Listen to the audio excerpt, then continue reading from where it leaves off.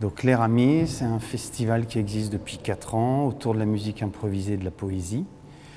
Donc la musique improvisée, c'est une musique sur laquelle les musiciens se croisent, réinventent de la musique à partir des sons, à partir des notes.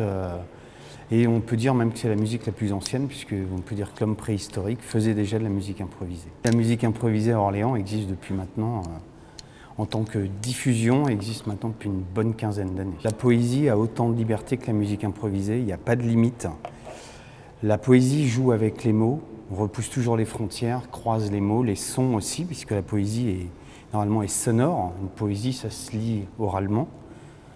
Et la musique improvisée joue pareil dans le même espace, joue de rebondissements, d'échos. Et pour moi, c'est exactement la même chose. On est dans le même univers. C'est une façon de valoriser les deux et de montrer qu'il y a vraiment des liens entre les deux. Et je sais pas si c'est un parent pauvre, c'est quelque chose de méconnu, je dirais, plus que parent pauvre. Alors cette année, c'est vrai qu'il y a une évolution dans l'Eramis. Avant, on faisait essentiellement sur la scène nationale, et il y avait 2 spectacles qui étaient hors scène nationale.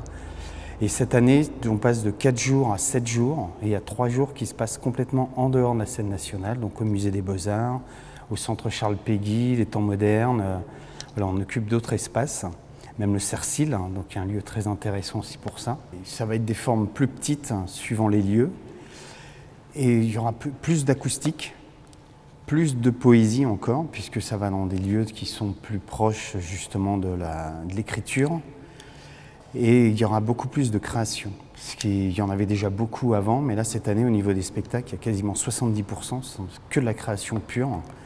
Ça va donc de choses très simples comme une lecture mise en musique par un musicien en direct, en improvisation totale, jusqu'à une symphonie pour batterie, où ça va être 5 batteries, percussions et objets. Ils vont créer un temps, ça ce sera la scène nationale. Alors qui ouvre justement, par les Temps modernes, c'est une lecture musicale de quelque chose de très simple puisque le lieu est petit. Et ensuite, ça va s'enchaîner. On va retrouver Charles Penquin et Jean-François Pauvros qui étaient venus l'année dernière. Mais après ici, on va retrouver Bertrand Belin qui est très connu dans la chanson mais va présenter quelque chose de complètement différent. Et puis on finira avec les 2 frères Secaldi qui sont très reconnus à Orléans, même plus qu'Orléans maintenant. Voilà, il y a toujours en présence de beaucoup de femmes. Il y aura Guylaine Cosseron, par exemple, qui est une grande dame de la voix. Je dis bien de la voix, hein, qui fait des sons étonnants avec sa voix. Il y aura Leïla Martial et Marlène Rostin qui sont des espèces de clowns comédiens qui vont faire encore des choses assez extraordinaires dans le hall. Et il y a aussi beaucoup de concerts gratuits cette année. Les Orléanais, les Loiretains même plus largement, sont sensibles à la poésie.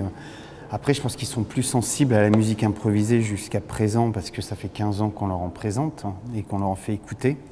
La poésie, c'est récent, en tout cas d'un festival qui est plus dédié à la poésie. Donc tout doucement, j'espère qu'ils vont rentrer de plus en plus dans cet univers, qu'ils vont suivre les 2 événements qui sont liés en un. Et que aussi tout le milieu littéraire va tout doucement rentrer dans la musique improvisée, comme les gens de la musique improvisée sont rentrés dans le milieu de la poésie. Je me suis intéressé à la poésie depuis longtemps, mais aussi parce que Vladimir Maïakovski, un poète russe, a vraiment transformé toute la poésie il y a un peu plus d'1 siècle. Et ça m'a vraiment marqué dans sa construction. Et première fois que j'ai entendu des vieux enregistrements, ou même quand j'ai lu, j'ai senti vraiment que c'était extrêmement musical. Et donc ça m'a permis de rentrer dans l'univers de la poésie. Et là, je me suis aperçu que c'était tout un monde qui était extrêmement musical. La poésie, ça chante, ça se déclame, ça se crie, ça se hurle.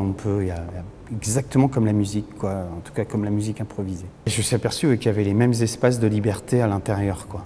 Et que la limite de la liberté, c'était le non-limite, pour l'un comme pour l'autre, quoi.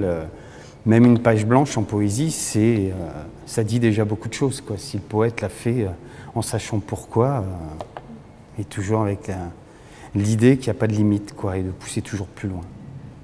Et ça, on le retrouve d'ailleurs sur le festival, on va le retrouver avec Jean-François Pauvros et Charles Penquin. D'un côté un poète, d'un autre côté un musicien, mais vraiment de musique improvisée. Et ils travaillent depuis quelques années ensemble et on est vraiment dans cet état d'esprit.